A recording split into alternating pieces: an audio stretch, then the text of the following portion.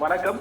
வெற்றி நிச்சயம் விழிப்புடன் இருப்பது அவசியம் என்று திமுக தலைவரும் முதலமைச்சருமான மு.க. ஸ்டாலின் தற்போது கடிதமானது எழுதியிருக்கிறார். 5 ஆண்டு திமுக ஆட்சியில் ஒவ்வொரு வீடுகளும் பயன் அடைந்துள்ளதாகவும் அவர் தெரிவித்திருக்கிறார். தமிழ்நாட்டின் அதாவது எதிர்காலங்களுக்கு அவர்களின் அடிமைகளுக்கு இங்கே இடமில்லை என்று மக்கள் உறுதி செய்ய வேண்டும் என்றும் தற்போது தமிழ்நாடு முதலமைச்சர் மு.க. ஸ்டாலின் தனது தொண்டர்களுக்கும் திமுக நிர்வாகிகளுக்கும் ஒரு கடிதமானது எழுதியிருக்கிறார்.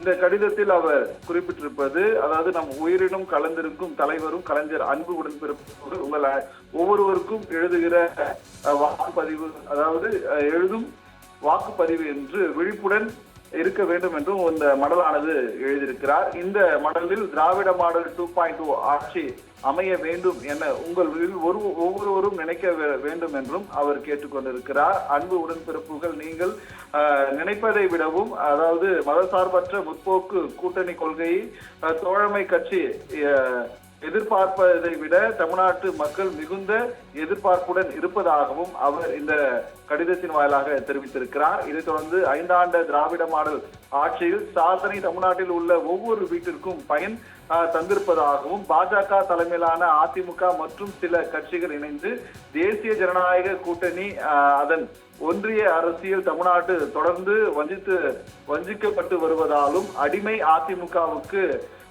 அதுடன் உள்ள கட்சிகளுக்கும் வாக்களித்தால் அது நேரடியாக பாஜகவுக்கு போடும் வாக்கு என்பதை உணர்ந்திருக்க வேண்டும் என்றும் அவர் தான் எழுதியிருக்கக்கூடிய இந்த கடிதத்தின் வாயிலாக தனது தொண்டர்களுக்கு ஒரு நீண்ட கடிதத்தை பிறப்பித்திருக்கிறார். ஒவ்வொரு வாக்கும், அதாவது தமிழ்நாட்டை பாஜக பின்வாசல் வழியாக அதாவது உள்ளே நுழைய பார்ப்பதாகவும் அவர் தனது கடிதத்தில் தெரிவித்திருக்கிறார். மக்கள் நலனுடன் இருக்கிறார்கள், தமிழ்நாட்டின் எதிர்காலமும் அவர்களின் அடிமைகளுக்கு எங்கே இடமில்லை என்றும் உறுதியாக இருக்கிறார்கள் எனவும் தமிழ்நாடு முதலமைச்சர் மு.க. ஸ்டாலின் தான் எழுதியிருக்கக்கூடிய இந்த மடலில் தெரிவித்திருக்கிறார். நாம் உயிர்நீத்த தலைவர் கலைஞர், அதாவது திருவள்ளுவர் மார்ச் 31 அன்று தேர்தல் பரப்புரையை தொடங்கினோம். ஏப்ரல் 21 அன்று உங்களில் ஒருவனாய் நான் போட்டியிட்டும் என் கொளத்தூர் தொகுதியில் பரப்புரையை நிறைவு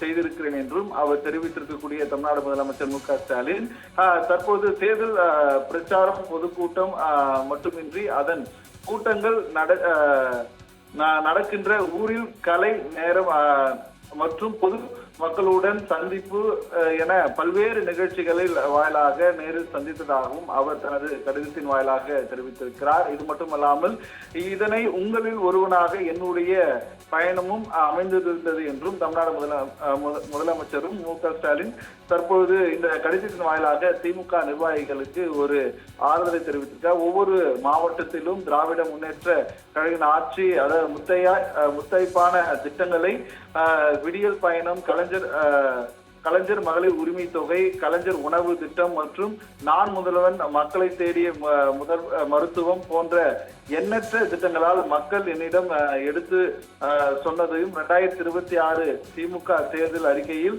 இடம்பெற்றுள்ள மாதம் 2000 ரூபாய் உரிமை தொகை, அது மட்டும் இல்லாமல் அதாவது இல்லத்தரசிகளுக்கு 8000 ரூபாய் கூப்பன்